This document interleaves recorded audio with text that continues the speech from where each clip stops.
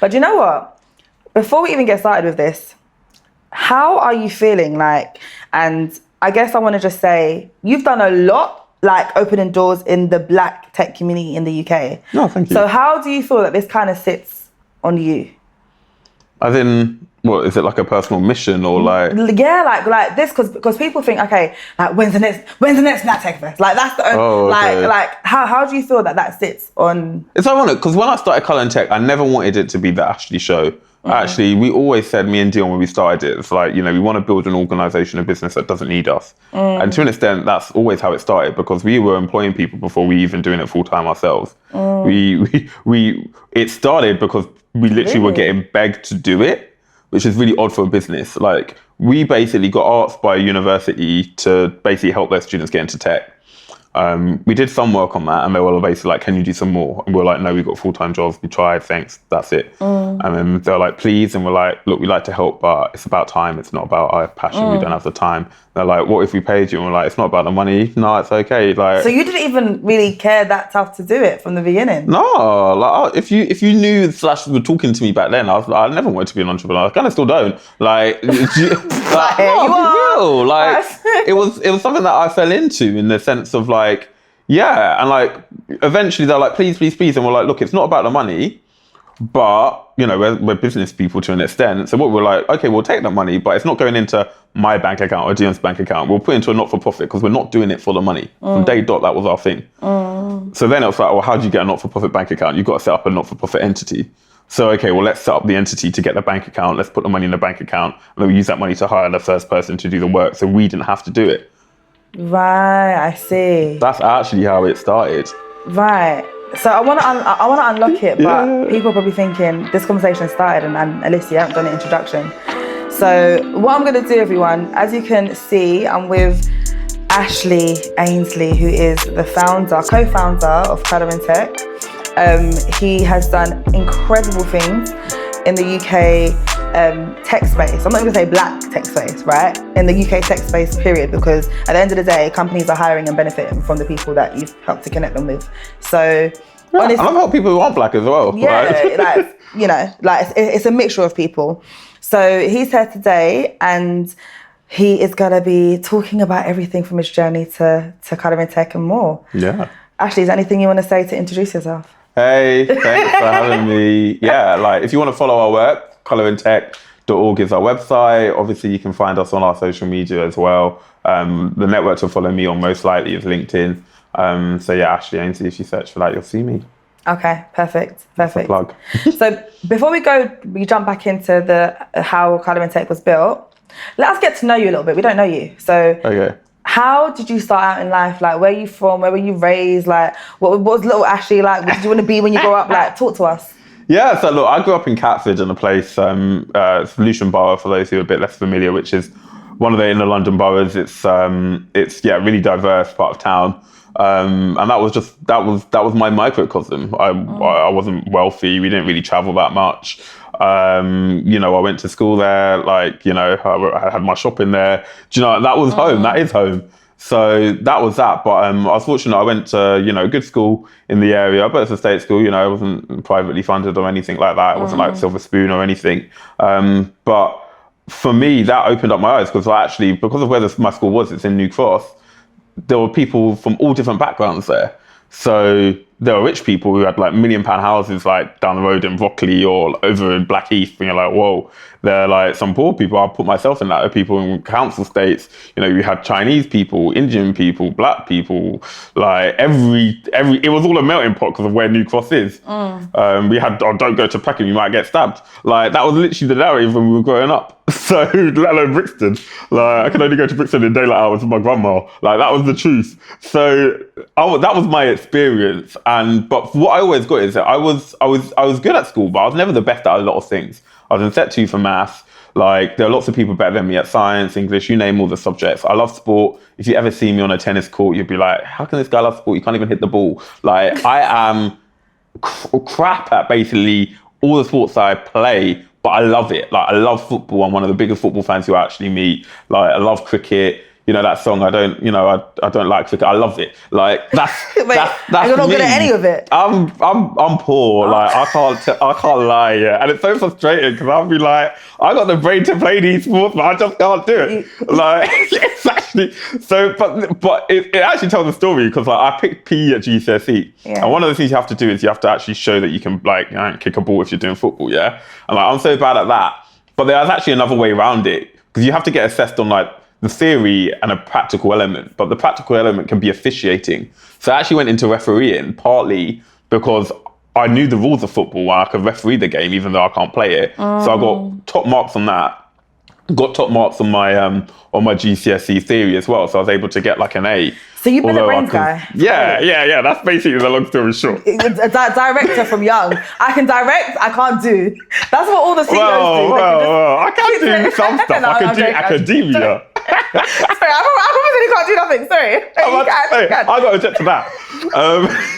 No, but like anyway, long story short, I was good at school. And anyway, yeah, I got straight A's because I was like, if I'm going to be there, I might as well do it well. And like doing it well was 100%, and anything less than that, I was disappointed. So that's what I got. Like that's what I did. What influence did your parents and your family have in your life as well? And talk as deep as you want to talk about it, because I know some people don't talk about it, so you can talk as... No, it's fine. I love my mum, but after primary school, nah. Like it was me, and like some people don't like want to own that authority thing, or is that arrogant? What does that mean? She had no influence in that stuff. Oh, I see. Yeah, like I went to school, but half the time that was because I thought like I should be going to school. It wasn't like I'll get out of bed and go. Like I did my homework. It wasn't because she was telling me to. Like parents' evenings were fun times for me because I would be able to basically show off and try and get some credit for the work that I was doing. And there was never a problem. My behavior was good. My grades were good. Like I was a great child to have. Like, but that was me. No, I wasn't. She said I was perfect. I was great. No childhood like challenges that actually build your character, like built who you were. I was stubborn to an extent, but it's because I was right. Like so you were someone that always felt that you were right growing up? Yeah, to an extent. So I'm an only child, which definitely probably leads into that. Yeah. So like compromising was never really a strong point because it's like I wanted to do the things that I wanted to do the way I would want to. Sharing, like, you go to dinner with me, I don't like tapas. Like I don't want to share. I want what's on my plate. Like that's me. Like so those things kind of did. So when I wanted to do something as a child, I was always like I knew I was intelligent enough or capable when I wasn't asking to like do craziness, but in a way I always felt like pulled back by like life in a way. So I was always ready to do stuff.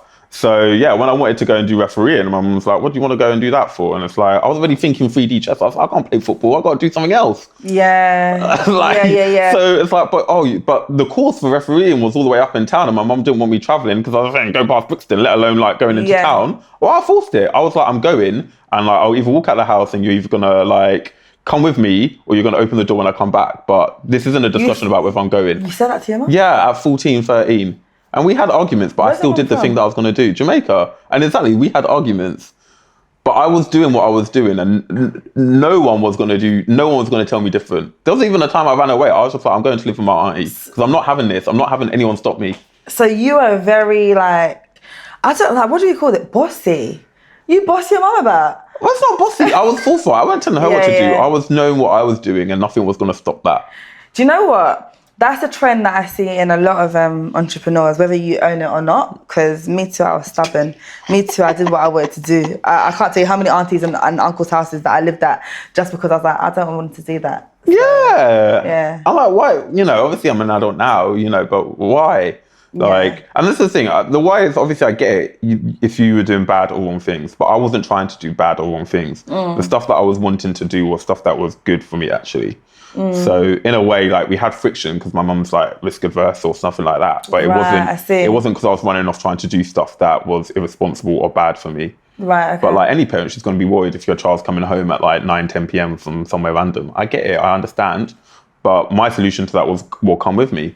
Right, I got you. So you gave your mum the option to say, look, come and see what I'm doing. Yeah, come with me, see what I'm doing. Like, why do you think that was a barrier? Apart from obviously the safety issue, but why do you think she just genuinely couldn't come with you? I just think, it's natural. I'm an only child, so like I get why you don't want something to happen. And it's a lot easier to try and wrap people up in cotton wool, isn't it? Yeah. Like the world out there is a dangerous, scary place. I get it.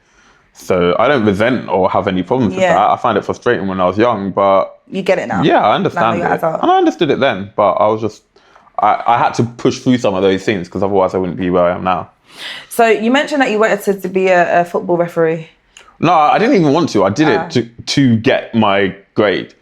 So when I was really young, I wanted to be a pilot, but when eventually I got on a plane, I was like, this turbulent stuff ain't for me. Like, I can't. and then you're in control. Yeah, like, you know what? I've never flown a plane. So if it's like driving, it's less scary when you're driving than when you're the passenger in some instances. Yeah. You know, you're in control. Like, so maybe I could be a pilot, but the turbulence weren't for me. You don't want me flying your plane. There's better people for that stuff. Like, I'll be real. So then I didn't know what I wanted to do. Long story short, I got good grades and I managed to get myself into Oxford, which in itself is a whole nother story. How did you get into Oxford University? Yeah. Not Oxford Brooks? No, the University Oxford. of... how? Well, this is another story. So when I was at school, so I got 3 A stars and 7 A's, so straight A student, yeah? I got 4 A's at AS level. So back in the day, we had AS and A2, and I got 4 A's at AS. Actually, in my geography, I was on 100%. Like, I did not drop a mark across those papers. And one of my teachers... In geography? Yeah. So random as well. So random. But I'll tell you a little bit about how it feeds into the story about what I do. But long story short, I remember I had a teacher who was like, I don't think you've got the grades to get in. To Oxford. Well, obviously, having the conversation that we just had, what did I do? I went to the open day, sorted out the college, and applied anyway. Like, do you get what I mean? I wasn't having it. I was not having that. Like, what college did you apply to go to? So it's at St. Catherine's, Oxford. Okay. But this is how, like, the world works in mysterious ways. You know, it could be divine intervention. Like, when I did my interview there, a guy called Professor Andrew Barry, really nice guy, really sound man. He used to be the professor at Goldsmiths University. When I go to school, New Cross, I went past Goldsmiths every single day for 7 years. Yeah. So when we were talking about what's the geography of the Old Kent Road, well, of course I knew it because I was on it every single day. Right. So that serendipity, sometimes that happens. Do you know what I mean? But what relevance was that? Was that a connection point or was it like an actual qualification point for you to get into the university? No, I think it's a connection point. Because a lot of these like posh kids who go to Eton will, you know, be able to connect with these other academics because of the ski trip that they went or you know, some sort of, you know, jolly playing polo somewhere. Do you know what I mean? If you're a kid from Catford and Lewisham, you ain't left the country in 10 years. Like, how do you connect with an Oxford professor? Yeah. You know, none of my parents went to university. Me going to university was odd. So, do you get what I'm saying? So, black boy from Catford, Lewisham going to Oxford does not happen. So, what was the criteria? Of course, you kind of build a rapport with the professor and everything, but like, what other things were required for you to go to Oxford? And what was it actually like? Like, give us the real. Like, what's it like actually going to Oxford? Yeah. So what was required? Basically, really good grades. So you had to be a straight A student, A stars, A's, etc. But as I said, I had that, and then that's why in a way I knocked the whole thing down because I think that interview process is so out of order. Like it disproportionately privileges the people who. How? Because if you're rich and you're at private school, you get coached how to do these interviews. If you're in state school, your teacher's saying, I don't even think you should apply. Yeah. Do you know what I mean? What help are you getting? Yeah. But an interview is all about how you connect with someone. That's what I said. I connected with him about that Old Kent Road. Yeah. Maybe that's the reason. I don't know. He's never like admitted that. But that's maybe the reason why he was like, oh yeah, this guy is not just making it up along the way or whatever it is. Like that might have been our connection point, but that's random. He might have been at Queen Mary talking about Mile End and I've never been to Mile End, so I couldn't tell you. Yeah, exactly. Do you get what I'm saying? But so I think it's just a route for discrimination fundamentally. Why is it good enough for every other university just to look at your grades? Why do they have to be so special to interview someone? Like same taxpayer money, same tuition fees. Yeah, it's crazy though because I know that it's like that for a lot of tech companies as well, like top tech companies. The interview process, if you don't know it, you're not getting through. Yeah, and that's one of the reasons we do what we do at Colorintech. Yeah, which I'll come on to. Oxford just does a lowdown. Like it was great and challenging in some ways. Like I haven't had imposter syndrome a lot in my life, but I had it at points there, and not because I didn't have. I always knew I should be there. I had the grades to be there. I was capable. But when a place isn't designed for you and you don't see people like you, it is normal to be like, should I be here? Like, it wasn't odd. Like, I was lucky in my college, there were 4 black people in my year, which is like, my year was like 150. In St. Catherine's? Yeah, in St. Catherine's. 4 out of 32 in the entire university year. So there's 3,500 people that go every year, and 32. How did you cope? I'm not going to lie to you. That's like a bit of a jump scare from like Lewisham Catford. Oh, for sure. Can you imagine? So like that. So like, how did Like, it's funny, all the ethnic minorities ended up living together. Because we found each other. Yeah, like it's a bit of like, oh, this is like a lot. Like, how did you mentally, because you're skirting past it, but like, let's like talking 100, like how mentally, how did you go from that to now being a crazy minority with rich white people probably? Yeah, look, I mean, it just was what it was. Like, it was the nature. Like, I remember when I got my offer from Oxford, I wasn't even happy. I wasn't excited. I was like, oh, I'm going to have to go. That was literally it, because I knew what I was going to be walking into. It should have been like a happy day of my life. And I was like, oh, well, I can't say no to that, can I? I'll be sorry, I'm not going to lie. That sounds really bad.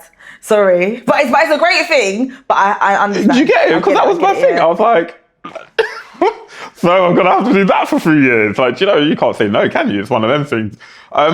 The thing is, when I got there, what I realised for a lot of things, like obviously, like there is a race and ethnicity thing. So I had to come back to London to get my hair cut because, like, why am I finding a black barber in a city with like 100 black people? Like, you have to come all the way down every single time to cut your hair. All of that is long. Of course, but do you know what I mean? Or I didn't cut my hair and I was going out of throw, and then people would be like, "Oh, look at your hair." I had that too. Yeah, I'll be real. Like, do you know what I mean? But the thing is, it's always like that. But it's crazy though. Is it always like that? It's like if there was just a barber there that can cut your hair, it could save you money and time. Of course. At a very, very basic level. Of course. Yeah. Like time is at a premium there. You're working hard, and I'm going back and forth trying to, get my hair cut. Like, it's inconvenient. It's not right. Like, it's, that was frustrating, but it just is what it is. What I found is that actually it was class, which was a big thing. Yeah, like the color of my skin was like definitely one thing that came up. But actually we ended up, me and a lot of, if you look at my uni friends now and the friends that I ended up being close with, the thing that unites us, yes, they're the ethnic minorities, but it's actually a class thing. People from working class backgrounds. Because I suppose being like a black inner city kid, okay, I was in school with white inner city kids. Yeah. So we had that connection point. Like, it's a lot harder to connect with people who had different life experiences as you. And you learn to adapt, you learn how to build connection, you learn points of reference. Like, oh yeah, that's why sport's great. Because like, you might be rich, poor, privileged, not, but you might all support the same football team. Right. So that's like a nice community connection point. Exactly. But even sports are classist to an extent. Like, because football was a working person's class sport. Do you know what I mean? If you're into lacrosse, I ain't ever played lacrosse in my life. What's lacrosse? Exactly. No, but this is the thing. I love cricket. I really was trying to fight. I was like, do you know what, Alicia, whatever. No, but that's the thing. I don't know what that is. It's that thing that they play in America with a hoop. But like, take cricket as another sport. I love cricket, but part of that is my heritage because I'm from the Caribbean, yeah? So that's the thing. It's boring, man. Sorry. No, but exactly. But a lot of things. But did I ever get to play it when I was young? No, because we weren't privileged, and to buy all the equipment to play cricket is expensive. Yeah. So the people have cricket facilities. What school in South London's got a big old cricket pitch half the time? Dulwich. Do you know? Exactly. So the people who are good at cricket were the thingy. So it was hard to connect with some of that. I like cricket because of my heritage, so that gave me a connection point with some of these people. But it weren't because I was playing it. So if you didn't like cricket and you never played it, that's something you couldn't connect with these people on. So how do you connect, right? And that, again, going back down to earth with people that you haven't had similar experiences to, but you just want to build a genuine connection with. Like, how have you done that? I think you try and find the mutual. Like, what is it that they're interested in? And I always say, I think you have to be two things: interested and interesting. Yeah. If you are a boring person yourself, you have less opportunity to do that. So you've got to be interesting in terms of you've got to know stuff about other stuff. You've got to be able to talk about things. You've got to have a varied interest yourself. Do you know what I mean? It's hard to connect with people if you've got a limited, or the only thing I can talk to you about is Love Island. But if you don't watch Love Island, what else? What else are you bringing to the table? Yeah, and then you've got to be interested. I.e., you've got to give people enough time to let them share with you what they're interested about, and then when someone's talking about something that they're interested in, if you are interesting enough, you can find connection points to that. Because it might be tech, okay, like you might not know what Salesforce's products are or whatever it is, but you might know about Elon Musk runs a tech company, and that might be your in to be able to talk to someone about that. Yeah. But if you're not interesting, as in you don't have an interest in that, or you're not curious to find out or learn about that, then it might be hard to connect with somebody who's interested in tech. Do you know what? Actually finding connection points can open up so many doors. 100%. Like whether you own a business or whether you want to just get a job or whether it is that you just want to make different types of friends. Because let's be real, some people have to carve out their friendship group because they weren't born, you know, with yeah, or you move city or country, you've got to make new friends. You've got to find new people. It's so important for business. Like most of the great business success we have had has been because we have built really great connections with people and people that we do not know. Yeah. Like, so I guess like a question that I want to ask you then, how do you decipher this type of person is for me and not? Because of course, and that can be across business, that can be across friendship, whatever it is for you. Love. Yeah. But like, how do you decipher? Do you know what? This is actually for me. Because there's also an element of, I'm at a stage now where it's like, if we don't connect, like I'm not gonna force it. Do you know what I mean? But I think that happens with age. Not to say they're old, but no, it's true. Imagine like Fresh and Speak. Everyone wants to be friends with everybody. Yeah. And then you're just like, by the end of it, you're like, screw that. Like, like, if we connect, innit? Yeah. So for you, what's important for you when you're kind of building new business relationships or even building just genuine relationships or even with people that you're trying to hire in your team? Like what kind of things? We've jumped a little bit, but I'm just curious based on the topic of connection. Of connection. So I think it varies between personal and business. I actually try not to merge the two too closely because I think you have to have a level of objectivity in business. And if you're really close with people, sometimes that can create a challenge in certain scenarios. You know, so it's like I will never like work with like my friends because I want I want my friend. I'll never employ them. I can work with them, but like I will never employ someone that's my friend, so to speak. Right. Because I don't want that to interact with our friendship. Because if I have to tell you you're doing a bad job, like I don't want, you know, maybe I want to WhatsApp you 5 minutes later and talk about the football. Like I don't want that to interact with our friendship. Like there's 8 billion people in the world. I don't have to work with you. Like, do you get what I'm saying? So yeah, like that's like a ground rule for me. That's like my boundary. You might be the best person at the job to do it, or I might just have to settle for the second best then, because I need that for me. If they're a friend, so are you someone that goes for what we started off as first? Let's just keep that, basically, if that makes sense. I don't know if I would like rank it like that. I think every relationship's a bit different. Right. Like. But yeah, like, and it's not to say that I'm not friends with the people that I work with in the sense of like, we can't have conversations or we can't talk about stuff that isn't work or that I can't have good relationships with people.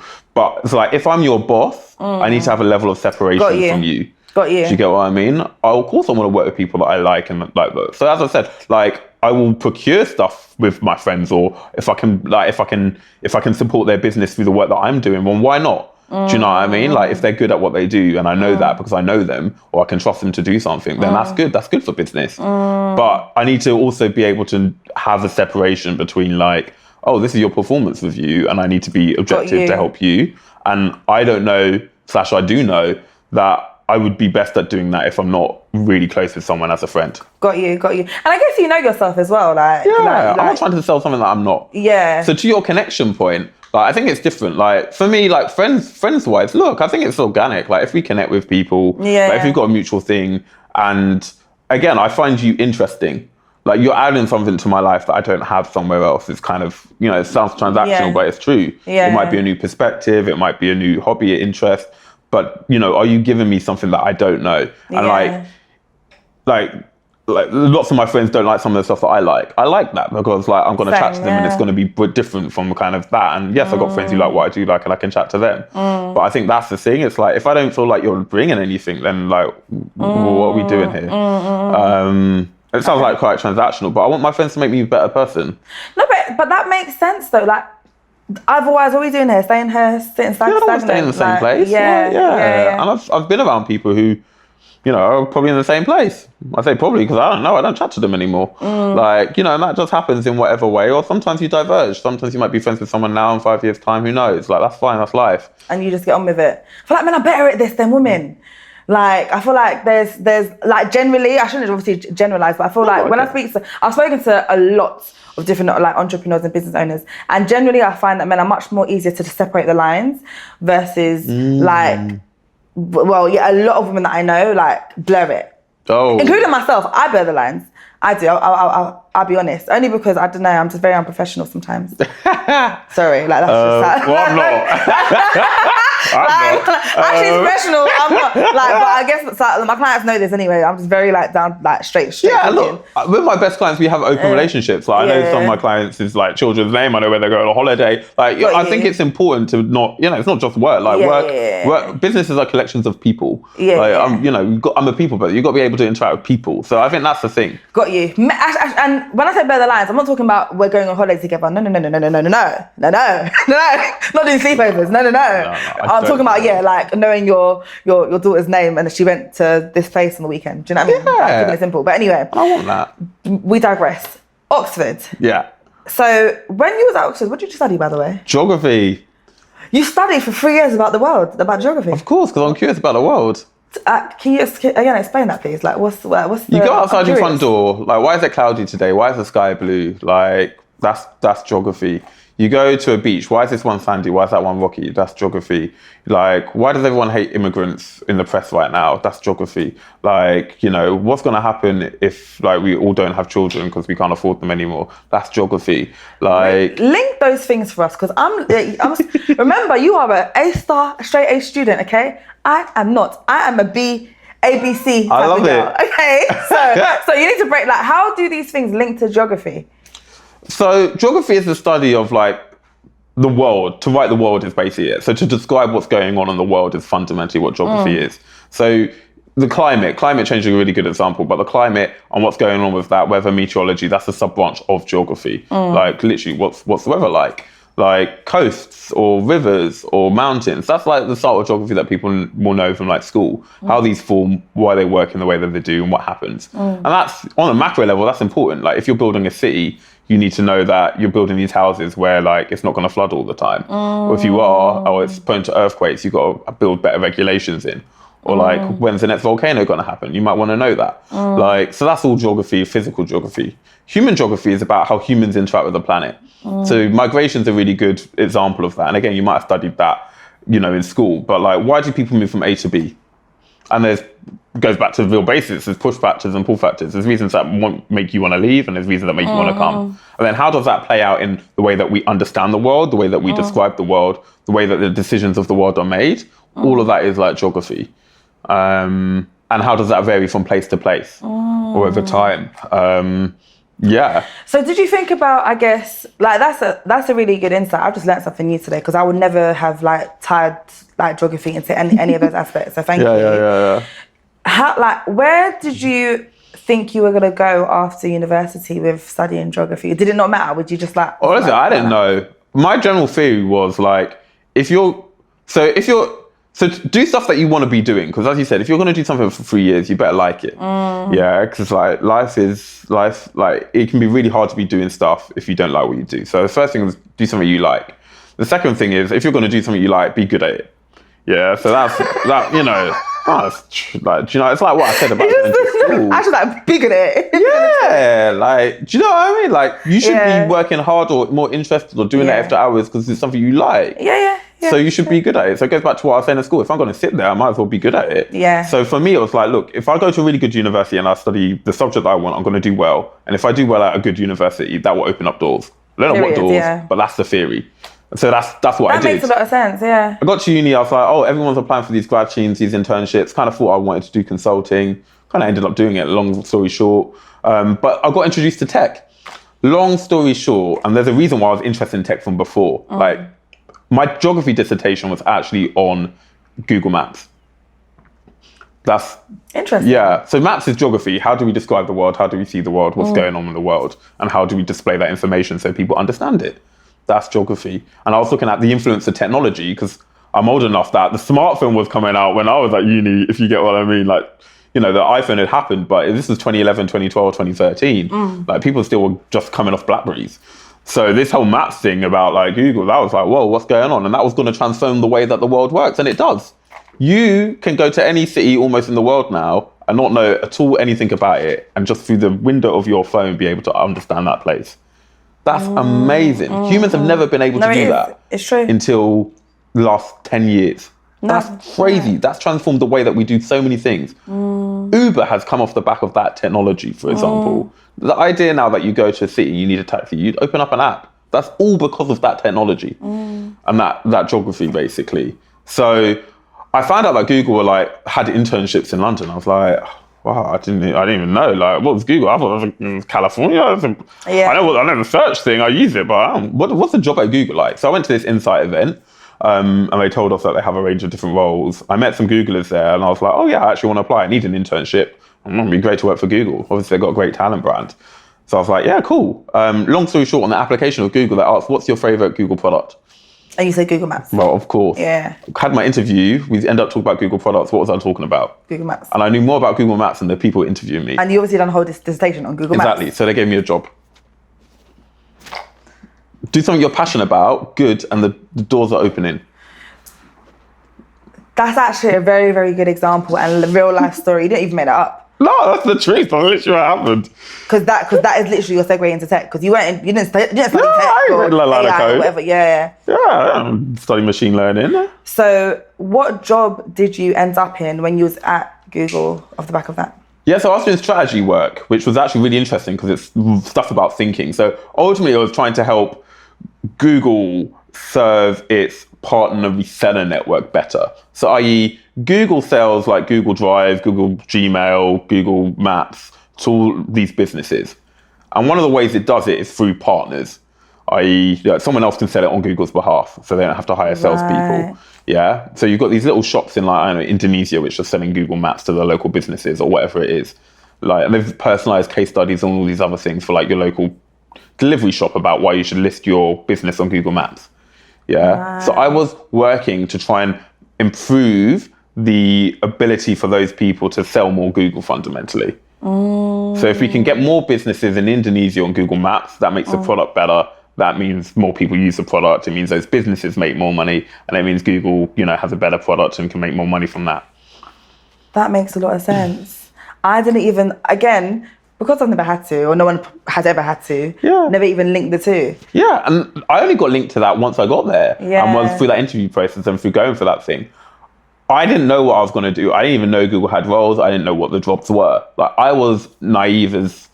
Yeah, I knew Google was a cool company. I didn't know what job I could do there. Exactly, yeah. Like, I was... so I'm not like some deity that come down and is all knowing, nothing like that. Like, I knew about maps. And that's it. And you kind of built your knowledge from there. Yeah, but who's got a great big maps business? And like, how can you use it, you know? Yeah, no, it's true. So I guess like when you were there, so you were at Google, how long were you there for? So I only did my internship there. So 2013 is basically, when I was there. And then how did you envision the rest of your career after seeing Google and seeing how massive it is and the different clouds and pockets and departments? Like, how did you then envision your career after that? Well, I wanted to stay and I didn't. So I did another crazy thing, which like, crazy to a lot of people at Oxford, which was I left uni without a job. I left and I had nothing lined up. I didn't know what I was going to do or whatever. I thought about going back to Google, but the opportunities didn't align for a couple of reasons. I didn't want to go and work in Dublin. Like, after 3 years being the only black person in Oxford, I was like, I'm not doing that. I'm not doing that. Like, come on. I'm not doing that. And, there are family and other reasons. Like, there's lots of reasons why people don't want to migrate. Geography again. Like, so I don't want to go and do that. And then the team that I was in didn't really have the right opening for me. So yeah, I decided to like chance it and see what would happen. So yeah, I even signed on. Yeah. But you just come out of uni, so your excuse to I mean, but to be fair, anyone at any stage can sign on. Yeah, look, if you need it, like I'm paying for it now with my taxes, so I might as well take it when I can get it. Exactly. So like, that's my attitude. So yeah, I even signed on. But fortunately, because I invested in doing a good LinkedIn profile, when LinkedIn was still going, I got spotted by a recruiter from a startup called Qubit. And he reached out because he's like, I see your experience at Google. We're looking for someone who meets your profile. Would you be interested in an opportunity? I was like, oh, yeah, of course I would be. So anyway, interviewed with them. I actually was interviewing a few other people, but yeah, the startup thing was cool. Startups were cool. They were sexy. That was fun, no? So then I was like, okay, let's give it a go. Negotiate my salary as well. From day dot, you need to do that. A lot of people don't. How and how much did you negotiate? You can talk about that. It was ages ago, innit? Yeah, I can talk about that. I won't talk about it in raw numbers, but like I was able to negotiate a 10% pay rise from what they were going to offer me at the beginning. How? By asking. I'm playing people off against each other. I have an offer from X. They're going to do this. Are you going to match that? Oh, you were one of them candidates in recruitment. Candidates that used to annoy me. It's like, are you going to take it or what? Like, you're going back and forth playing us. Like, yes or no? Like, he was one of them candidates. Like, and it worked. Yeah, but like a lot of graduates don't feel like they can do that, or feel like for some reason like they're gonna get an offer withdrawn. Like, no good recruiter will withdraw an offer from you for asking for more money. They'll either say no or yes. Like, they want to hire you. They've given you a job offer. Yeah. Like, it takes a lot of time and energy to find the right person. Yeah, no, it does, to be fair. So why would you just say no because someone asks for more money? Like, it's a lot easier just to say no, you can't have it. Or maybe you can have it, because every job has a salary range. Yeah. Every single one. They do. But the thing is, you had embedded in you, obviously, a confidence from young, clearly. Yeah. That a lot of people naturally don't have. True. Right? Because I think I only started negotiating my salary like midway through my career. I never done it for my first job. I was grateful. Yeah, of course. You know what I mean? But that's partly the conditioning that our culture always gives us. It's like, I'll just be grateful that someone's afforded you a job.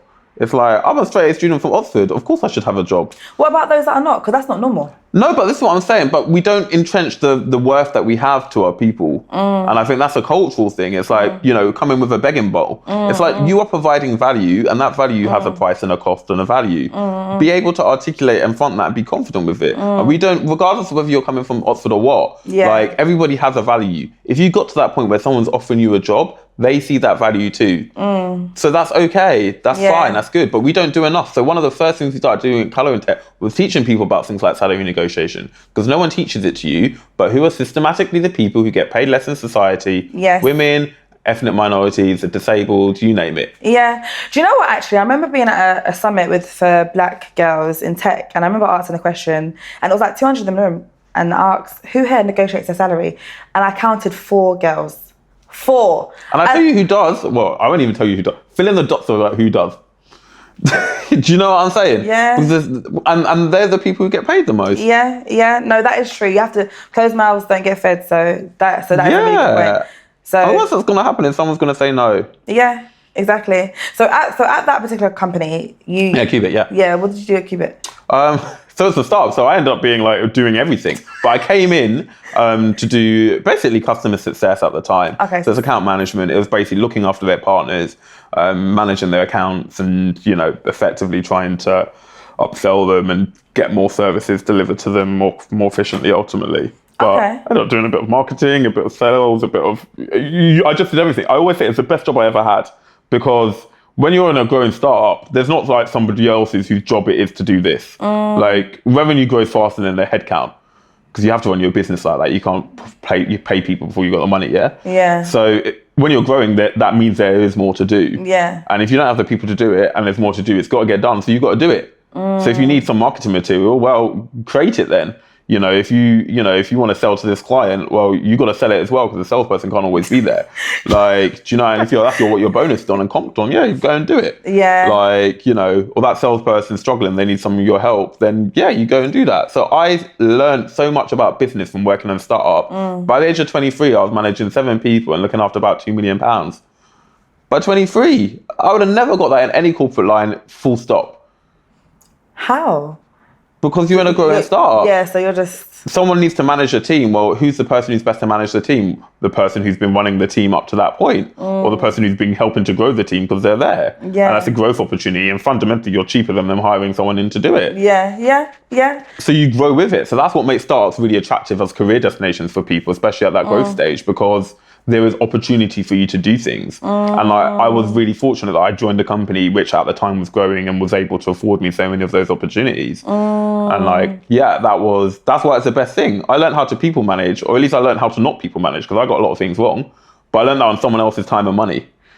So when I'm doing it for myself, I'm not making the mistakes I would have made when I was 22, 21, 23. What are some of the mistakes that you think that you would advise people to try their best to avoid? Or do you think it's a thing where they have to just learn on their own? No, I think there's styles, but there's loads of management books. I wouldn't say it's stuff you can learn on your own. Like, I think one thing that I've definitely picked up over time is, obviously people learn and need feedback in like different ways. So, understanding that and asking people actually is really helpful, and then delivering on it. Like, you can't just assume that everybody kind of works or thinks the way that you do. And actually, it can be quite naive in business to kind of think like that. But some people want constant reassurance that they're doing a good job. And like, you know, some people want their feedback given to them straight after the meeting. Some people want it written in an email, you know, a day later to think about it and then bring it up in the next team, you know, the next one-on-one that you have. Yeah. You know, some people, you know, don't. It's a bit like a love language. Some people don't care if you're saying well done. They just want the pay. You know, some people, you know, will work without asking for a pay rise at all. You've got to give it to them, otherwise they won't ever ask. Yeah. And then they'll get disgruntled because they're like, oh, I've not had a pay rise. It's like, oh, like, do you know what I mean? Like, all these things that you learn and you see and you understand like, oh, I remember I was in the one company and they gave me a below inflation pay rise. I was like, hold on, why don't you just call this what it is? It's a pay cut. I'm sorry. Exactly. Hold on. How are you going to gaslight me like that? A below inflation pay rise. A pay cut, that's what it should have been called. But they called it a below inflation. No, they called it a pay rise and it was below inflation. I was like, this is not a pay rise, it's a cut in real terms. Oh, I see. I'm like, I am worse off now than I was a year ago. Yeah. So I was like, let's call it for what it is. And then I saw obviously the impact that had on me, but I could see the morale and what that did to other people who were in a similar situation. What impact did that have on you? Well, I felt undervalued. It's when I decided to leave. Really? You didn't talk to them and try to like work it out? And so this wasn't at Keep It, this was at KPMG, but there wasn't really much negotiation. It was kind of a central banding system. They decided because of the firm's performance, this is what people were getting. And that was it? And that was broadly it. And I was like, well, I have more value to that. I didn't feel like I was getting the value. So if you don't feel it, go and find someone who will give it to you. So I left and got more money at my next place. I feel like you have an unusual sense of confidence, which is a compliment, by the way. Yeah. I realised this about myself the other day. I was like, shoot, I've actually made some really bold decisions. I didn't realise this stuff. I left without a job. Like, I just was like, screw this, I'm getting more. But like, what? And the thing is, you're saying this, but it's a scary thing because I feel like I'm holding up a mirror a little bit because I've definitely walked out of bed jobs, been like, all right, bye, I'm done with you. But I haven't done it I haven't said it out loud like that. I just, do you know what I mean? Does that make sense? Yeah, I've done it at the time because in my head and my logic, it made sense at the time. But you kind of just said, yeah, like, you know, this is, I know my value. Yeah, like consulting, no one firm has a monopoly on consulting. Like, with respect to a lot of them, it's, you know, same stuff, different shirt, different logo. Yeah. I mean, yeah. That's what it is. It's like, you know, people proclaim values or whatever it is. Like, the reality is it's the same job in a different place. So I knew that I could do a similar job in a different place that would value me more. Talking about value now, let's kind of swindle on to why you started Colorintech, and then we're going to talk about the situation that's happening in you know the world in the world today. But first and foremost, for those that don't know, how did you actually start Colorintech and why? Yeah, well, it kind of goes back to that story which I was talking. So, you know, I met Dion. Yeah, long story short, we got asked. Did I say that before? Yeah. So we got asked. So that's how we set it up. We basically got asked to do it. Hired our first person as a result of basically being asked to like support some folks, and we wanted to help. I've always wanted to help people, whether it's before university, whatever. Like, you know, I'll still give up time to help people try and get into Oxford where I can. Just a question, sorry. The first time you hired someone to do it, was that paid for from a company or from a university or what was that set up like? Yeah, so the university basically gave us some money, and we used that money to basically hire someone on a contract to do the role, and we trained them on basically what we were doing or what we would do, and then their job was to work with the students to try and get those students jobs through upskilling them, and then it started to happen. Right. And then it started to happen, so it was good return on investment for the university, and then other universities found out about it because we spoke to them about it, and, you know, they hear from other people who move on and various bits and bobs, and they asked us to do the same thing for them, and then we had revenue. And from multiple people. But we always thought like the business model was odd. One, universities are often broke and don't have lots of good money.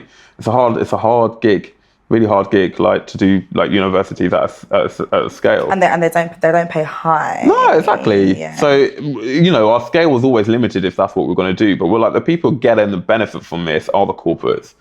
You know, and they hire people and they pay to hire people through recruiters, etc., etc. And they're getting a free lunch here. We're doing so much work to help them get really great people, and they're not putting any into the value chain. So we wanted to change that. So we pivoted the business model. And some people think a pivot is like, oh my gosh, it's straight away, it's overnight. read this book and pivot, and now I've pivoted. Like this was like turning around a cruise ship. Like it's, it took like 6 months because there's a sales cycle. You can just say this thing, but I don't mean like someone's there. You got to find the right person to talk to. You got to convince them. We were a really micro company. We hadn't even been trading for like a couple of years. Like, so do you know what I mean? Trying to convince companies to pay you when you're like a new vendor is hard. You're talking to the person that knows exactly what you're talking about. Exactly. Okay? So you've got to build the relationships, the credibility, because ultimately the people who took the early bets on us did it because they recognized who we are, what we're doing, and believed in us. Yeah. You are your first salesperson. So how, I guess, for people that want to know then, how long was it from the first time you did your first ever, I guess, careers event with universities to then you pivot in? Like, I know you said 6 months, but how did you manage to, was it an event from this one event and then 6 months later? So we were running programs. So it wasn't an event. We basically did like an accelerator type thing for students. So they'd come in weekly, and we'd train them up over a course of, say, 6 weeks, and then they would go forth. And we did that for a few universities. I'd probably say like for about 9 months or so. Okay. And then we kind of knew that we wanted to pivot the business model before then, because we kind of always knew it wasn't like sustainable. It wasn't scalable. That was the thing. It was like we could only do so much with what we were going to be able to get, even if we did more of it. And we always wanted to help more people than we were able to help with the confines of a uni budget. So yeah, we kind of knew that maybe, we knew that kind of, maybe even 3 months after doing it. But the actual, from running those programs to actually getting our first corporate money was probably like 12 months. So this is the other thing, the business wasn't making enough money. So me and Dion were still working full time on something else. Because that's kind of how we were funding it. We were paying for ourselves effectively through our salaries to somebody else. What kept you going? Because it's a lot of work. It's a lot of pitching and conversations and restructuring, rewording, creating websites. What kept you going? Yeah, good question, because I haven't really totally thought about that. In a way, it was low risk. I had a job. I was doing something else for somebody else. So if it didn't work, like, what was I really losing? But it's time as well. Yeah, I lost a relationship in that time. That's what I realized later on. That's what I lost. I mean, true. That's why I lost. I was spending too much time on my business. I've not enough time on that. It's time. So I didn't realize that at the time, but that's the truth. People are like, it went endless. Like, yeah, I lost some relationships out of that. So that was the sacrifice, actually. It was a bit of my own personal social time and energy. Why did I do it? Well, I suppose we thought there was potential to do more. It was interesting and exciting. It was giving me, I suppose, a sense of purpose I didn't have in what I was doing. And yeah, there was a lot of upside and little downside.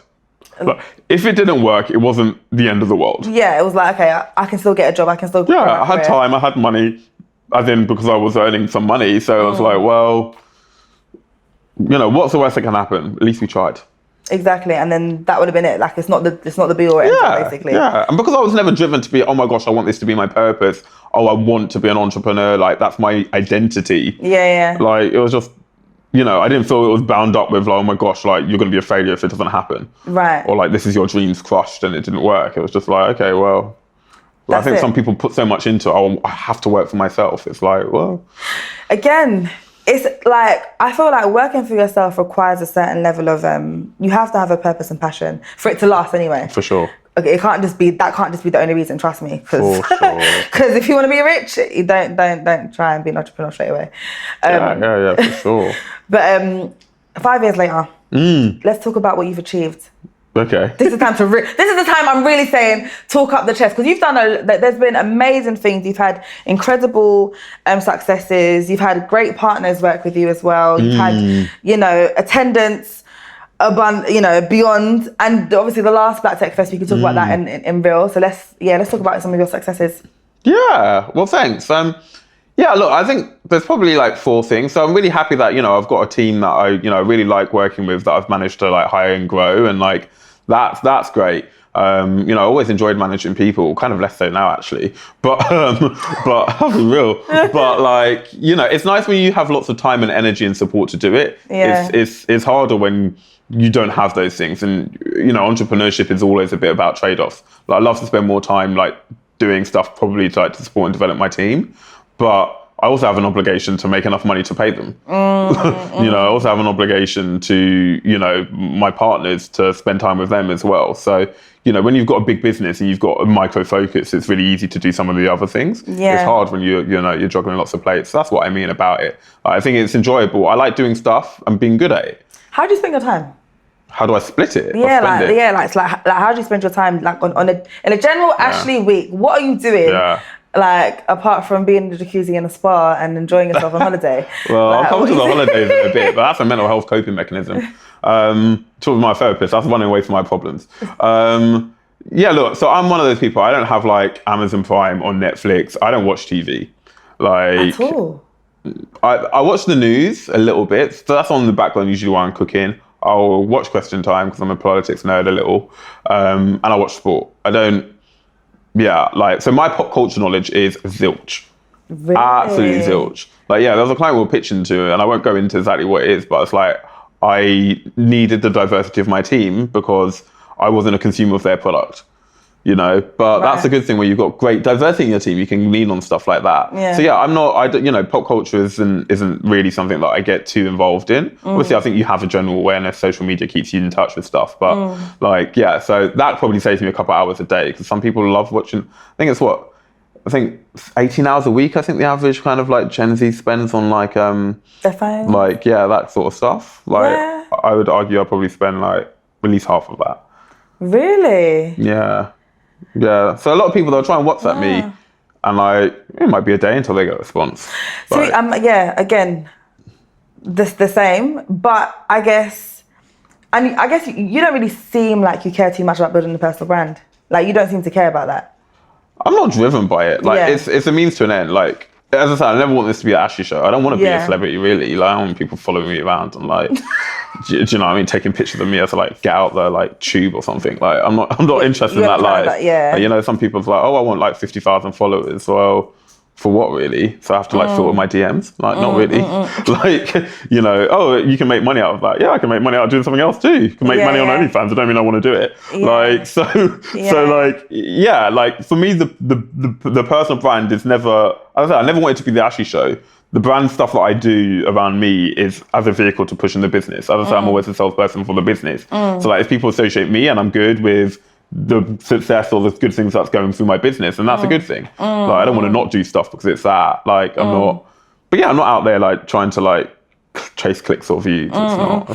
So I guess how did you go about building like Black Techfest in the first place and getting it there? Because again, people that don't know you might be thinking, oh yeah, Ashleigh's just got, you know, all these people that are there from social media, they're like, just, you know, where are the big tech people? Because a lot of people said that, like, you know, there were some people that were from tech, but there could have been more. So I guess explain your logic and reasoning for those that don't understand of getting a mixed bag of individuals to come. And what we do. Yeah. So just for context, so like Black Techfest is one of my big achievements, which I'm happy about. And part of it is because, you know, this year we had 7,000 people. I know that 7,000 people. I have 7,000 followers on like Instagram or whatever it is. And I love that people getting value out of it and it wasn't the Ashleigh show. I always said I wanted to create a business that doesn't need me. That day didn't need me. Like, I did stuff, but as in people were there, people getting value whether I was doing something or not. Yeah. So that was amazing in that sense. And that's what I wanted to do. You know, the concept of BTF, and you know, I'll come on to it, is it actually started, I would say, from corporate gaslighting. People were positing whether there was a successful Black tech community. People just were like, well, we don't see them in our applications. They don't apply. Maybe they just don't exist. And I was like, well, don't tell me you don't exist. We do exist. Like, Companies used to say that to you. Yeah, exactly. So we were just like, there's such a lack of data out there. It was really hard to go back and say, well, you know, there's 20,000 of them or whatever. Yeah. So we were like, how about we just bring as many of them together and at least show you that they exist? Yeah. And that's kind of been the philosophy of it. It's like, people can't argue that there isn't, say, a Black British tech community now, because look at BTF. There's 7,000 people there. You know, take our community at Colorintech. We've got about 60,000 people with touch points. So people can't say that there isn't those people out there anymore.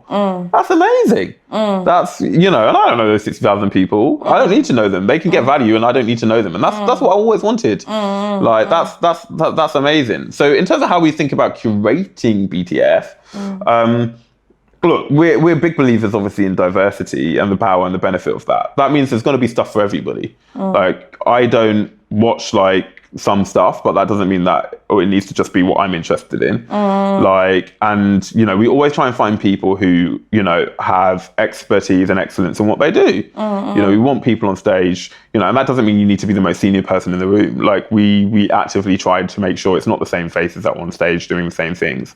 You know, we want people across the board to grow their own profile through what we're doing. Like, at other events, it's always the same faces that are on the speaker circuit. You know, we always have other people. Oh, can you recommend some speakers? Oh, you want free consultancy, do you?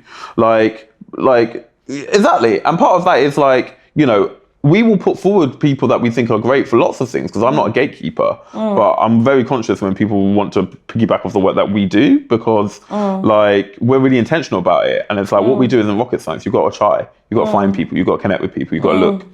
So when people are just trying to piggyback off that, that's when I see it as free consultancy. It's not, oh, you want to give these people an opportunity. It's, you want me to do your job for you.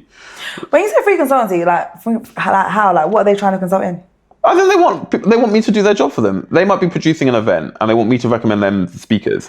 Oh, I see. So them actually going to get speakers for themselves for their own event. Yeah. Got you. Okay. Now that's what an event producer does. Yeah. Now that's not because I'm gatekeeping at all. I mean, it's online anyway. But this is what I'm saying. But when people don't want to put in that work, then that's an issue. Yeah. Do you know what I mean? Yeah. So that's what I'm saying. If you want to find some great speakers, just go on our website and look at our speaker list. Yeah. That's... You know, I'd rather you said, oh, you know, I'm really interested in this person. Can you connect me with them? Yeah, okay, fine. That's good for them. That's good for us, whatever. Yeah. But you want me to do it. That's a micro point.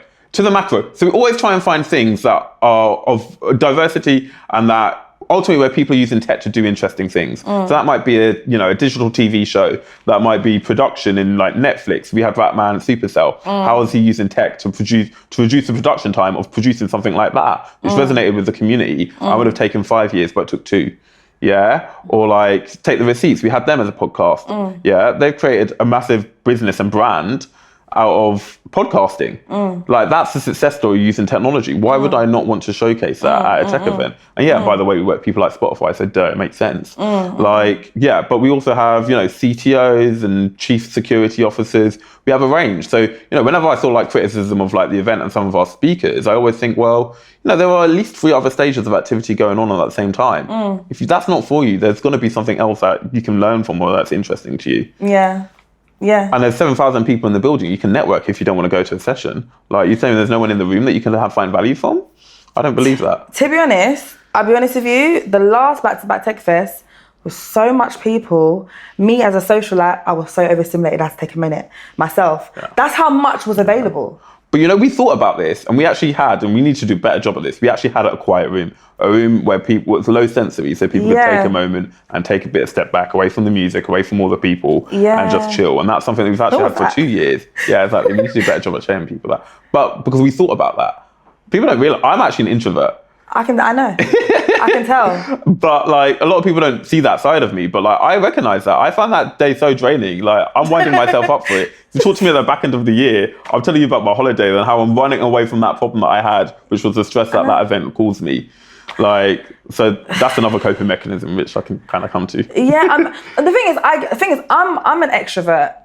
I can get overstimulated. Do you know what I mean? So I guess what kind of tips would you say to people to navigate that space effectively? Because I think a lot of people naturally, especially black people, right, will go somewhere for hype. We'll go somewhere because this person's going there, right? But how can they actually go somewhere, navigate it effectively so they're not getting too drained, but they're getting the right value? What advice would you give as someone that is a creator of the event? Yeah, I think... So out of the event, so I think the first thing is manage yourself, But if you've got a busy big day the next day, take care of yourself before, have a plan about what you're going to do afterwards, I always think like it's good to put yourself in scenarios and spaces because there's a serendipity. Like you don't know who you're going to meet and that might change the whole trajectory of your life. And like, there's one way to guarantee it won't, and that's just to stay at home. So pick what you're going to do carefully, think about what you do, but move with intention. You don't have to do everything. There is so much to do. You don't have to do everything. You don't have to go to everything. But manage yourself and manage the routine that you need to do in order to like get yourself prepared mentally for it. And obviously, we're trying with our experiences at the event to make sure we've got spaces where people can chill out a bit more, where it's a bit quieter for people. These are all things and feedback and things that we want to make sure and improve because we want it to be an inclusive event for everybody. Like we know the majority of the attendees at our event will be able to hear the event or see the event. But we recognise that there might be some people that don't, which is why we always have sign language and captioning. Like that for us is something that we have been really happy to have, and thanks to the team at JP Morgan who do make that happen. And we do that, and that is one of the things that we want to do because we want to make it accessible for people. I don't assume that everybody sees the world that I do.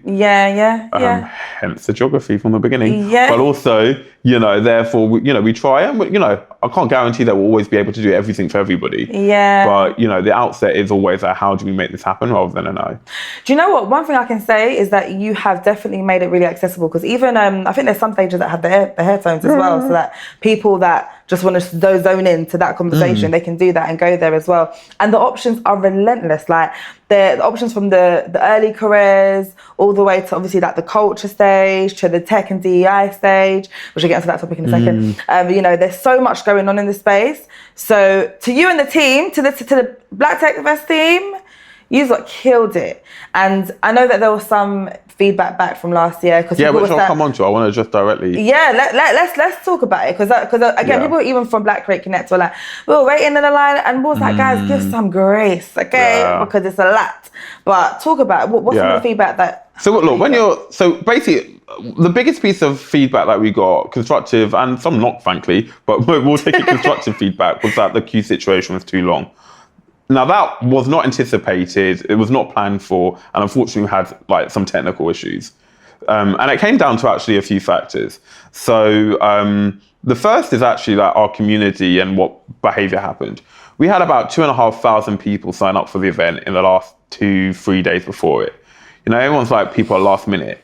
That is last minute. And 2,000-3,000 people signing up isn't a small amount. It's not like an extra 30 people coming through the door. That's the whole size of our whole previous year's venue, just turning up last minute. Now we anticipated that there was going to be an increase, but not that much. But we haven't done the event for long enough to know what that is. Is it 20%, 30%, 40%, 50%, 80%? And we're learning still. Do you know what I mean? And that's the truth. So there's that. The second thing is we procured a technology which was meant to mean that when you registered, your registration was meant to go straight to our badge printing solution, so you can register anytime. And we do that because we want to make it accessible. So if you decide on the day you want to come to BTF, you can still come. We don't want to lock tickets off and say you can't come anymore, because we appreciate stuff happens. That's one of the things we're trying to do, which is why we spent money on it. It turned out that technology didn't work, and what was happening is it was doing it in batch. Now, we did not know that. We were not aware of that. I see. And as a result of this technical challenge or issue or problem or whatever, meant that some of those 2,500 people that signed up weren't in the system. So then we had to go to the manual system to find where they bought the ticket, which meant that obviously going for a QR code solution where you scan, you get your badge, to print out your name takes time. So that's when the queue started to get really long. And then what happened was, because we had more paid tickets this year, people were coming, and the venue was a bit further out, people coming earlier. So when the queue's moving slowly and you're adding to the queue as quickly as you're taking out, the queue is then for just really long. And there are obviously spikes in the day where more people turn up than are coming through the queue at any one time, which is why the queues were really long. But at that point, we were faced with the problem about what could we do? And I do want to come on to this. One option was just let everybody in. Well, we can't for security reasons, and some people potentially wouldn't have paid, and that's not fair to all those people that have paid to get in. The second is to not have name badges and try and just give people wristbands, which we did revert to at different points in the day when the queues were getting really long. But it's also have a problem because we're at a networking event and our partners want to scan people's badges to know who they are. Exactly. If we let everybody in without a badge, that's not really helpful for some of our partners. And to be fair, our partners pay our bills. We've got to deliver a service to them as well as what's happening. Or the third was to try and move the queue as quickly as we could, and that's what we tried to do. It meant that the queues were long. Where we failed is there were communication things that we could have communicated or wanted to communicate that did not effectively get communicated.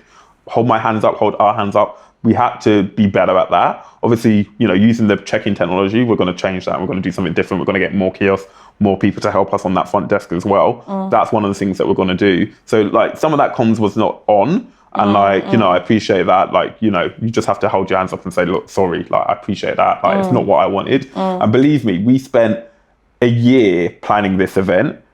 we did not want things to go wrong. Do you know what I mean? Believe me, I do this for a lot of things. Like, you know, I always say I never went in to make a not-for-profit to make money. You know, it's in the name. Like, you know, I go back to my story. I could have been working in an investment bank for 10 years and made a lot more money than I've made now. So I ain't doing this. You know, some people are, oh, you know, they cut on the cost and they're creaming the money. Believe me, you can just go and see our accounts. We did not make that money. Like, yeah. So, like, I'll be real. You can go and see it. Yeah. Like, I'll be real. So, like, it wasn't about that at all. We weren't cutting costs. We have to charge for the event because getting 7,000 people in a building costs so much money. People don't realize BTF costs like 7 figures. Yeah. To run. I'm sorry. Exactly. And people do not realize it costs how much? Sorry. I won't say exactly how much, but you have to 7 say figures. 7 figures. Yeah. On it. Yeah. Exactly. And like, and people are like, how much, where, what, you know, why does it cost so much? Well, obviously there's a venue. Finding a venue in London that holds that many people ain't cheap. Yeah, try booking a wedding, and that's for 400 or 500 people. Try find a venue for 7,000, 10,000 people. Yeah, so then you start to think, yeah, and you don't just book it for the day, like a wedding. You book it for the days that you've got to build something, and the days you've got to take it down, because it don't all happen on the morning. So we've got to book it for basically the whole week. Yeah, so you take that day rate and you multiply that. And you got all the production crew, the staging, the lighting, the technical, the audio, the sound, that ain't thing. If anyone's been to drum sheds, it's empty. It's an old building. Everything in there's got to be built and shipped in. So you got to pay for all of that, yeah? Then you got to pay my staff, my great team who do a fantastic job. Good people ain't cheap, yeah? Pay monkeys get peanuts, or pay peanuts to get monkeys. Yeah, I don't do that. So I've got to find people as well. And then there was all the contractors. You know, there's hundreds of people building stuff, high-vis, security, all of this stuff. Yeah, we've got to pay to market the event because we've got to get people to get the tickets. Yeah, we've got to pay to build all the stuff that the sponsors have in there as well. Yeah, and the sponsors pay us, but obviously we got to build that stuff and it costs money. And so you've probably got to put money in before you even get sponsors paying you. Yeah, and this is the other thing that people don't realize. There's a massive cash flow problem. This is why it's really hard to do a business, because you've got to have the money to pay for all this stuff before you get a lot of the money. As I said, we used to, 2,500 tickets 3 days before. None of my suppliers were asking for payments 3 days before. They all wanted the money before. So I've got to find enough money to cover that. You can do the math. 3,000 tickets times £50 a ticket. So I've got to cover that delta through somewhere. Yeah. So how does a small business do that? And then, you know, big corporates are notorious for sometimes paying slow. Sometimes they want 60-day payment terms. Sometimes it's been 9 months. Yeah, honestly, I can tell you stories where I had to send legal letters. Yeah, and that's after the event. And we're a small business. Yeah, we're not flush with cash. We're not for profit. You know, it's in the name. We don't keep loads of retained profit. Yeah, we're not. You know, we're not optimizing for that. So again, like if we get a partner in September, yeah, we want them there, but we might not even get the money until November. So that's the other stressful thing, which is also what helps if people bought their tickets earlier. Like, so it all feeds into one other thing. I could have had more people at the check-in staff if I know all those people would have come early. And I would have been able to afford that because I would have had the money. So what incentive, okay, what things do you think what's gonna change? Like from like in your control to help with that? Because obviously we can't control when people buy tickets and when suppliers pay, or not suppliers pay, when clients pay and whatnot. So what are you guys gonna do? Yeah. So the first is why I'm doing like podcasts and what I want to get out there. I want people to understand what happened, and I want people to understand the challenges. And that's not to be like poor me, poor us. We tried our best to do what we could, and we will continue to do that.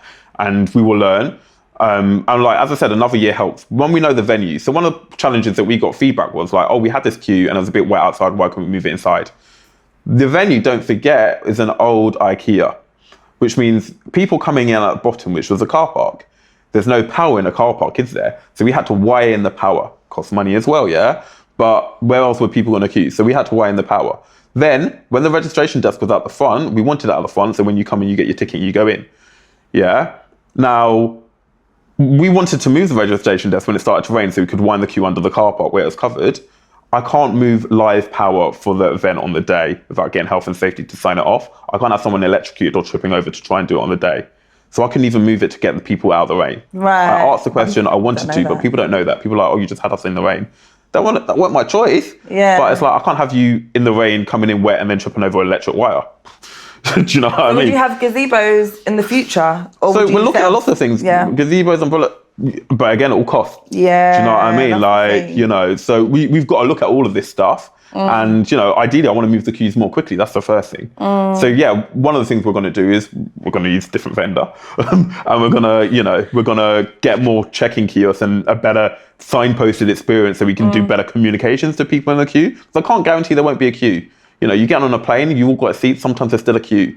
Yeah, I can't guarantee that that's not going to be the case, but we can communicate better and we can try and move that more efficiently. A question, can't you pre-send people's passes in the post, or is that an additional cost that is a lot? Potentially that's an option, but again, it's a cost. All right, so it's additional cost, okay. Yeah, it's a cost. And I mean, it's something we can look at, but again, sending stuff in the post, getting it printed out, you're probably looking at £5 per ticket.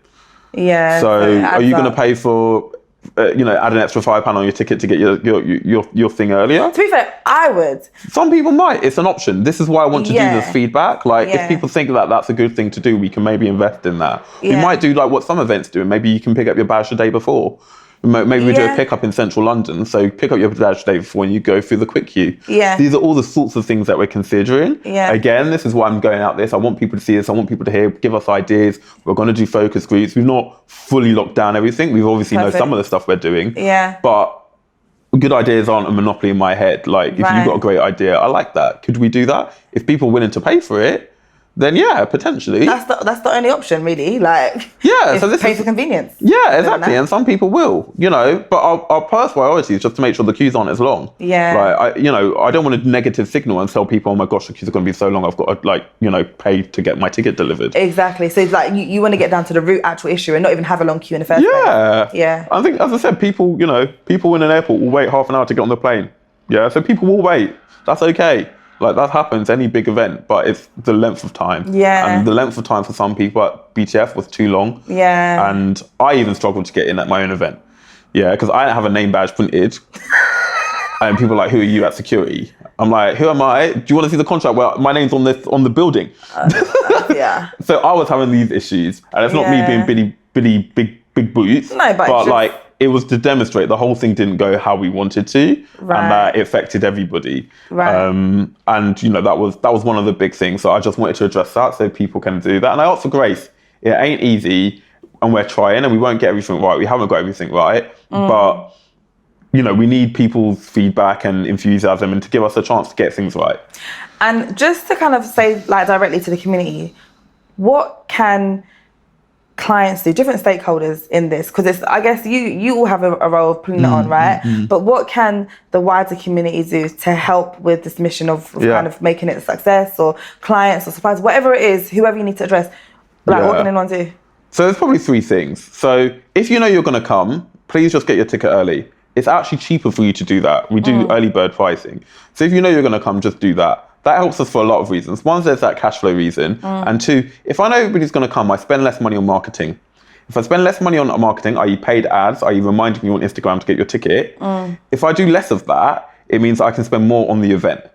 Yeah, and then we can make it better. Yeah, we can, make our tickets cheaper, or we could, book, more high-profile speakers, or we could invest in quicker check-in security, all these things. But we end up spending so much money to try and remind people to get their tickets. That's the thing. So if you know you're going to come, do that. The second thing is also, please help us on the marketing. If you know that you've had a good time, you want to come, bring a friend. If everybody who came last year bring a friend, I won't have to spend a penny on marketing. Yeah, we can still make sure you have a good time because we would know the numbers and we'd be able to make sure that we've catered for that accordingly, and we can make the event better with the money saved. Yeah, so that's the second thing as well. And then the third, obviously, if you work with a company, it's hard right now. Yeah, if there's any way that you can sponsor or support or whatever, please get in touch. You can find us on our website, just, contact our address, etc. Because, every little helps. And right now, in a world where people are pulling back from, DEI especially, there is no guarantee that this stuff just happens. It doesn't happen without people helping. And we need people's help because, no business, no event has a divine right to exist. And if the community doesn't help us and the corporate world won't help us, we won't have an event. So thank you for sharing all of that, and that all makes a lot of sense. I guess one of the biggest things that we need is support from organisations, and with a lot of the changes in the news, I guess especially in the States at the moment, that's evidently affecting some of the UK companies. We know some of the biggest ones, obviously, Meta's made their statement, Amazon, Google, even on Google Calendar. They've now removed the Black History Month from Google Calendar, which is really, really sad to see, considering that, they were one of the biggest sponsors like last year, and then this is kind of transition. So I guess, first of all, like, how are you coping with this? Because it too affects my business too. So, but how are you coping? So I think I'll talk about it on a few levels. So one, look, I appreciate all of our partners who have backed us, in the past, in the future, etc.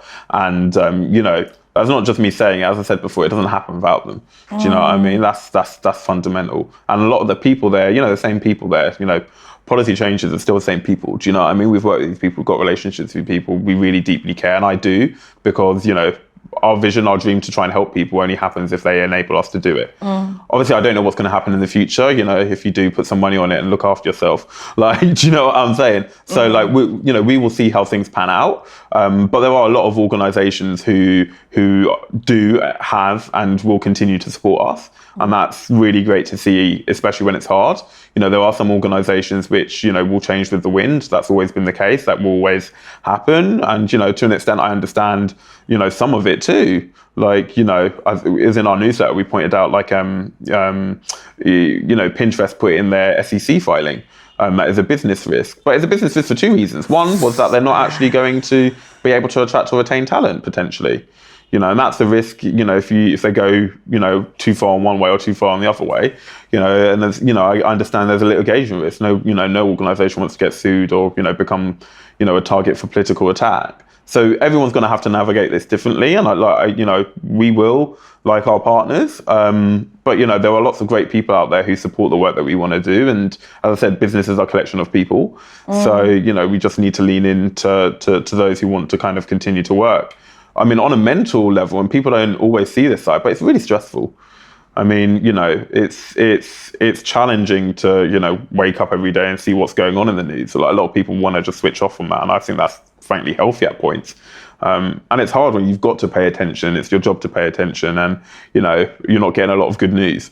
Wake up every day and there's more bad news. That takes a toll. Like, that's not healthy. Like, that's not good for anybody. So obviously, where there is good news, that's great. You try not to get too high in the highs and too low in the lows. I've always been quite pragmatic and realistic and realist as a person.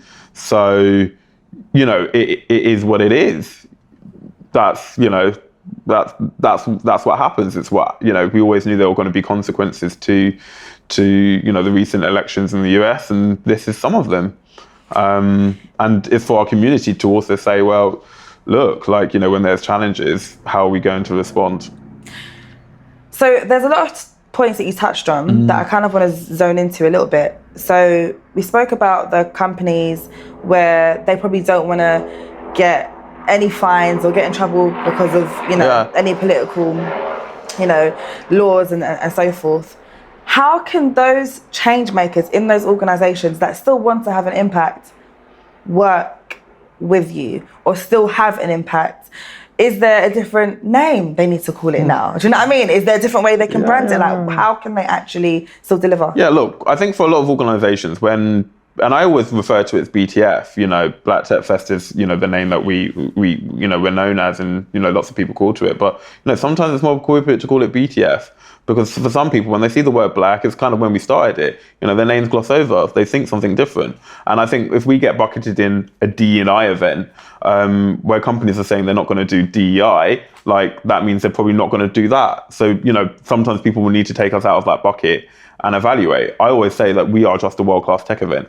The fact that the majority of the attendees might be black or speakers might be black does not mean that they're not really great, does not mean that they're not fantastic talent, does not mean that they're not sales people, and I always say, if you took away people's pictures or their names and you just looked at their job titles, people would be like, oh, that's a great thing. So that's also how we need to think about it. It needs to be positioned and people need to see it as just that, and we need to also stop our bias to be like, and not us, but like, the way that a society is about just seeing a collective group of people and come into a judgment about what it is.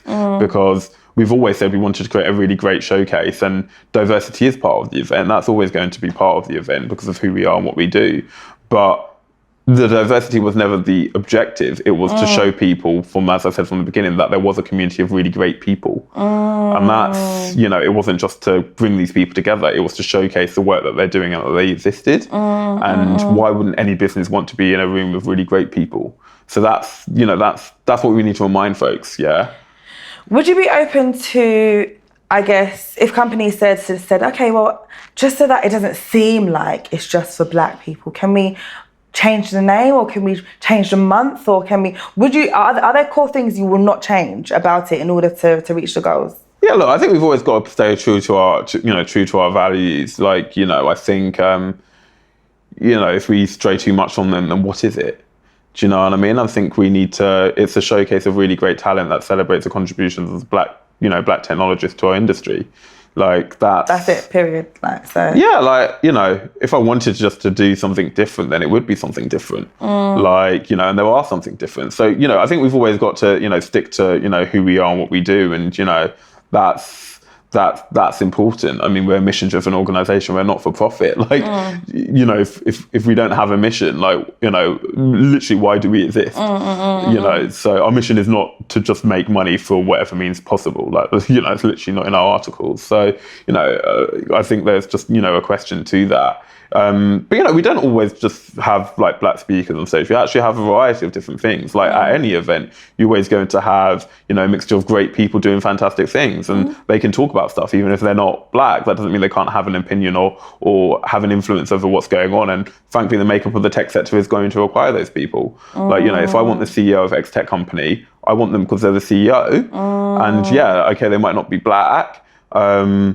the CEO. They're going to have an influence on Black people's lives in the organisation or in society. So, they should be at a world-class tech event. But we've got 5 stages, so that doesn't mean that space for them is space for some, needs to be exclusion to somebody else.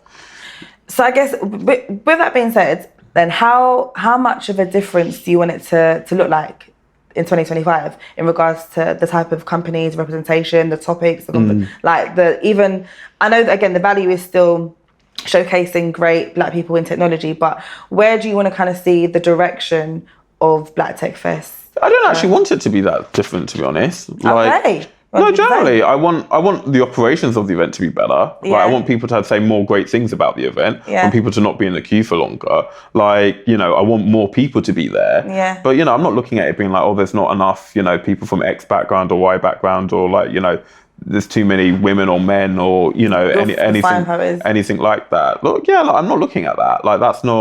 That's not what we're setting out to achieve. We're setting out to run a really world-class tech event which celebrates the contributions of the Black community in tech. And that's what we'll continue to do, and that's what we want to do. That doesn't mean it's only exclusively for one group of people. Or I think one thing that we did actually in our messaging last year is we did a really big campaign from our perspective around and everybody's invited. We didn't want people to feel like they couldn't come because, they didn't belong to a certain group. Because in order to celebrate it, it can't be in an echo chamber. That's a really good spin on it. See, I don't think that messaging is clear enough for me anyway. And that you saying that makes me feel like, okay, I get it. I understand it now. And if I was someone that wasn't a Black person, I would now feel more encouraged to go. Yeah. And we need to do that. And, that's not to throw away. I think, if you've got excellent people who are Black on stage, they should be celebrated by everybody. Yeah. If we're only talking within our own community, then we're kind of not getting the word out there about what we're trying to achieve, which, as I said from the beginning, was to show people that we exist. Yeah. We all know that there are great people in our community. Part of the mission and the objectives is to show other people that exists as well. Yeah. So, I think that's what we want to do. We have to be mindful of the market that we operate in and how we talk about stuff and what we're doing. Part of that is because, as I said, we have a responsibility to our partners. I don't want any of our partners getting sued for working with us. There isn't a reason why they would, because nothing we're doing is illegal actually in the USA or in the UK. Everybody's a welcome at our event. So how is that discriminating? It's not those things. So we need to reinforce that message so people know, so people are comfortable with that, because, celebrating us and being at our event doesn't mean that, they can't deliver on their company mission either. So so just to even go back a little bit, I know that we've been talking for a while, so I want to really get to some key points. So companies that were so big on advocating, like loudly for the Black community, that have done a complete 360 now, loudly. What's your thoughts? It's a shame. I think it shows us a lot about, I suppose, the folks who make those decisions. And yeah, like, I don't know if it's surprising because I see the world that we're in. So you're not surprised? Yeah, can I wake up and look at what's going on and be surprised by some of this stuff? Nah. I can't say I'm shocked. Do you know what I mean? I think in a way it's sad. Like we've got so numb to all this stuff that's going on that like it's not even surprising or shocking. But I think some companies have always been really value aligned. It's been really ingrained in them, and we'll continue to see that, and we'll see that. Some companies have always stood up for things and had values, and others haven't. Others have gone with what's expedient at the time. There was a time where it was like fine to do slavery. Like, do you know what I mean? There are companies that are still around that were profiting out of that. They will change with the wind, won't they? Like, that's kind of what I say. So it's a shame. I wish that wasn't the case. As I said, companies are collections of people, and there's probably loads of people in those companies who don't necessarily agree with what's going on, or will find ways to do the right thing. In spite of what's happening. And actually the whole premise on diversity and inclusion, like it's often been framed as this kind of like challenge to meritocracy, but for things to be meritocratic, you need it to be equitable, for the best person for the job to get the job. The best people need to be able to see that. You need the biggest diverse talent pool in order to find the best people. So they're not at odds with each other, but some people make it seem like that. And there probably are, examples which are wrong or incorrect or don't advance the cause or have strayed too far. Like nothing's perfect. I wouldn't suggest that everything that DEI that's happened, in the scope of DEI is perfect either. But, do people want to work in environments which are inclusive? The other like most people don't want to work in an environment where they feel like persecuted or excluded because of who they are. Most people want to feel like they've got a fair chance of getting promotion or getting the job at a company. So that's where the equity part comes in. And for companies it makes sense.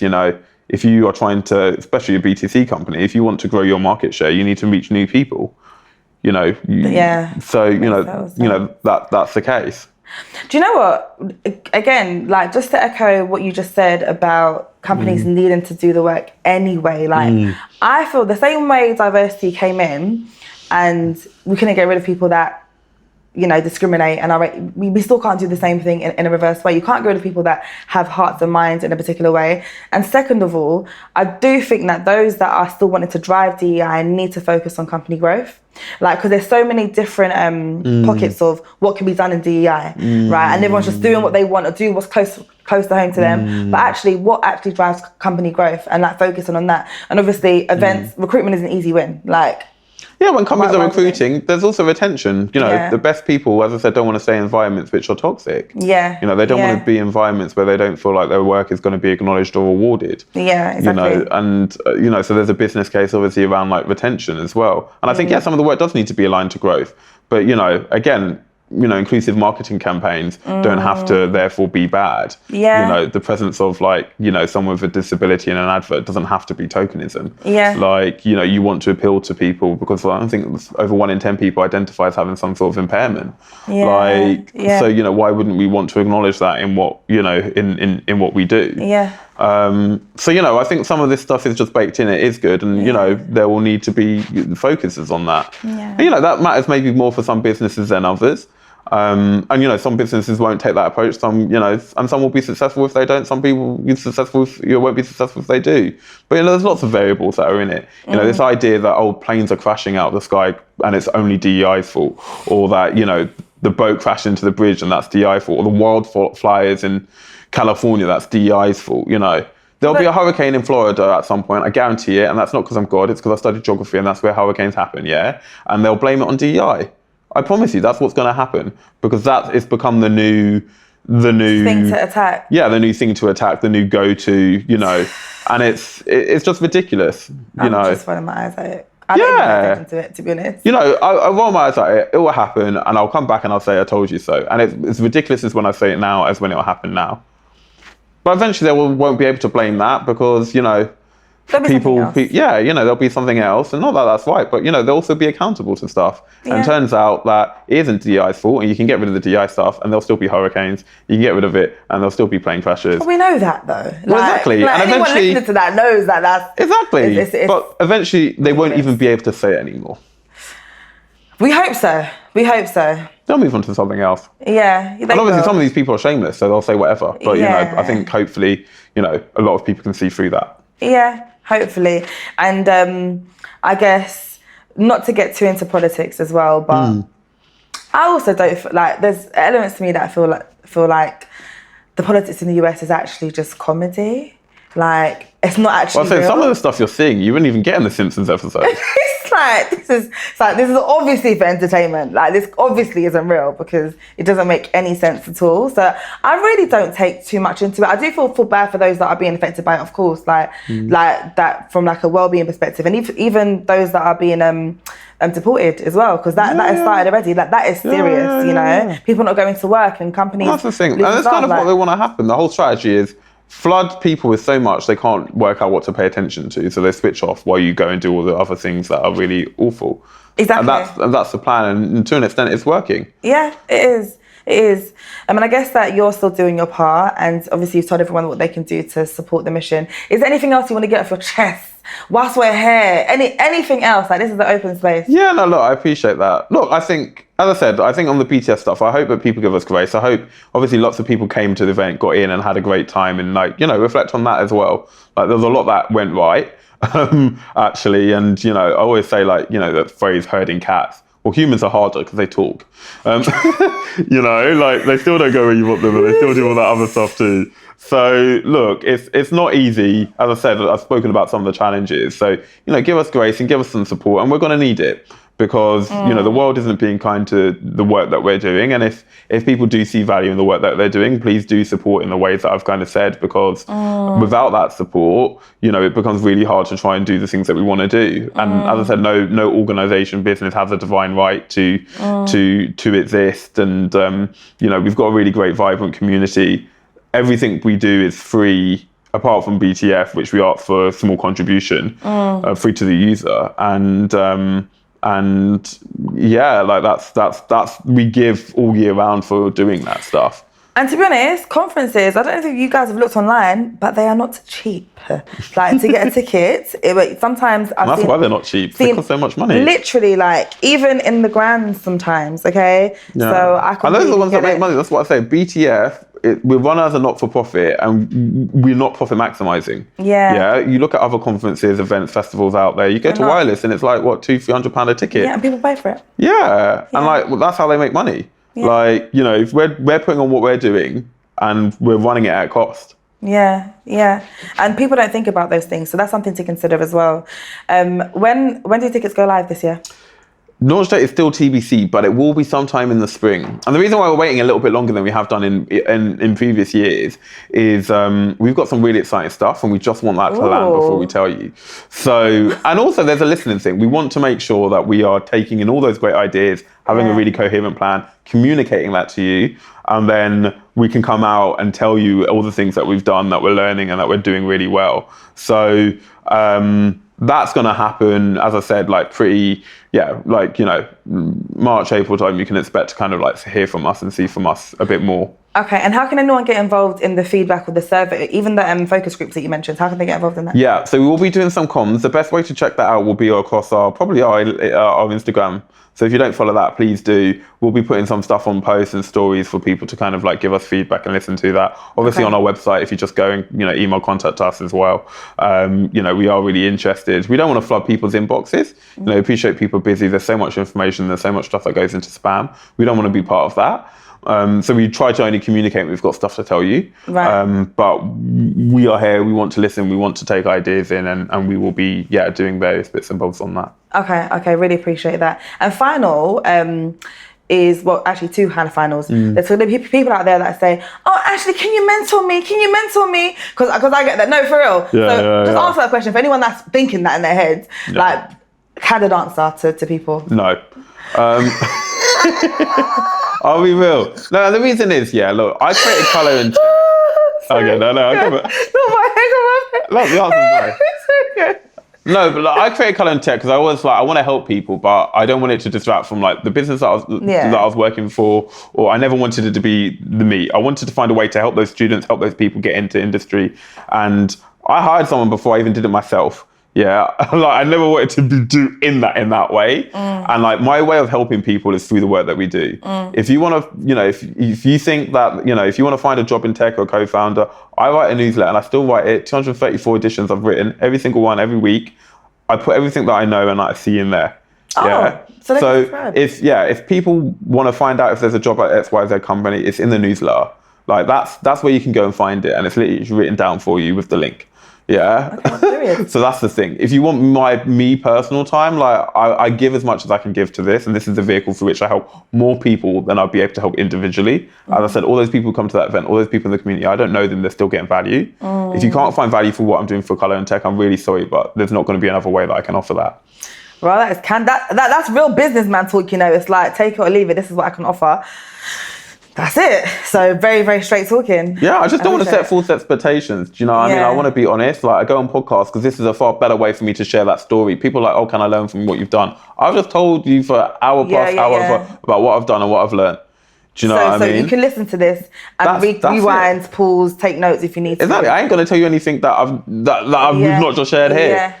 So listen to this. No, it's true. It's a good point. And I guess like the final point kind of merged into that, to be honest with you. I always like guess to say one last thing to leave listeners with as a food for thought, like like a little drop of wisdom so that they can take away. So predominantly our audience is Black professionals in tech and in creative. So feel free to add anything else that you feel like you need to say to them. So I mean, if you're early in career or actually at any point, to be honest, as I said before, be interesting and interested. I think that will get you really far in whatever you do. If you're interested in other people, like they will lap that up and they'll offer you things as a result of your interest in them. And if you're an interesting person, you will attract people who are interested in you, and that will create opportunities for you as well. Period. Well, thank you. Thank you so much for your time, Ashleigh. This is a lot of time. I know he's free from my chat box in this. Like, look, I can talk and you can hear. I know. Like for an introvert, I think this was a good conversation for an introvert as well. Like, I'm very good. I'm like an ambivert. I'm very good at doing this stuff. But when I go home, I'm going to be like, even my mum messaged me earlier. I was like, can we talk tomorrow? Like, I love her. Like, I didn't give her some credit. As I said, secondary school, primary school, she did a lot for me. But yeah, like I'm really fortunate that I have her in my life for sure. But I'll go home and decompress and everything, have you time. Perfect. Well, amazing. Thank you, Ashleigh. No worries. And thank you for those that listen to this. And remember, you have to share it, especially if you attended Black Techfest last year and you want to attend this year and you want to tell your friends to tell a friend. Please. And for that person that complained, tell your other friend that complains too. Tell them to watch this so they can get a broader understanding, give grace. And if you don't like it, do it yourself. Well, not in competition, please. I don't need that. I'm joking. Not in competition, okay? We're just adding to the economy. Great, and just support us. I'll take that instead, Just support us. But anyway, thank you so much, guys. And I'll see you all on the next Black Creating It podcast episode. Take care. Bye-bye.